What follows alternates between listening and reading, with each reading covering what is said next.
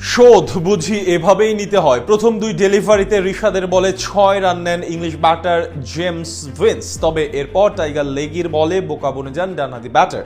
পরিকল্পনা করে বিদায় ঘণ্টা বাজান হার্ড হিটার এই ব্যাটারকে একাদশে ফিরে আবারও লাহোর ম্যানেজমেন্টকে জানান দিলেন বল হাতে কি করতে পারেন টাইগার লেগি। যেভাবে পরিকল্পনা করে ইংলিশ ব্যাটারকে ফিরিয়েছেন রিশাদ, তার সবটাই জানবো প্রতিবেদন। রিশাদ বোলিংয়ে আসা মানেই যেন লাহোর কালান্দার্সের উইকেট শিকার। বাংলাদেশের লেগি রিশাদ হোসেনের দুর্দান্ত বোলিংয়ে লাহোর কালান্দার্স পিএসএল এর ফাইনালে।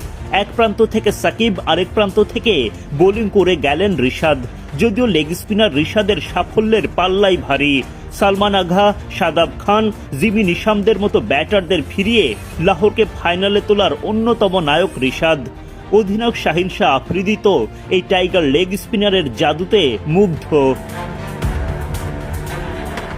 শুক্রবার পিএসএল এ লাহোরের হয়ে ফাইনালে ওঠার লড়াইয়ে মাঠে নামেন দুই বাংলাদেশি সাকিব আল হাসান ও রিশাদ হোসেন। ইসলামাবাদ ইউনাইটেডের বিপক্ষে আগে ব্যাট করতে নেমে 202 রানের বড় পুঁজি পায় লাহোর। শেষ ওভারে ব্যাট করতে নেমে সাকিব ডাকের শিকার হন। শেষ বলে রান আউট হওয়া রিশাদ 2 বল খেলে 5 রান করেন।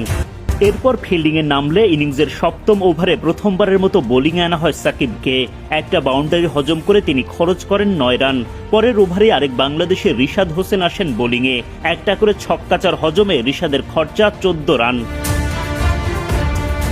সাকিব নিজের দ্বিতীয় ওভারে এসেও খুব একটা সুবিধা করতে পারেননি। একটা ছক্কা হজম করে 9 রান দেন এই ওভারে। আর রিশাদ নিজের 2 নম্বর ওভারে দেখান ভেলকি। রিশাদের বলে বাউন্ডারি হাঁকাতে গিয়ে উইকেট হারিয়ে ফেলেন সালমান। বাঁধ ভাঙা উল্লাস এই লেগ স্পিনারের। 26 বলে 33 রান করা সালমান ফিরলে উল্লাস শুরু হয় গোটা লাহোর শিবিরে।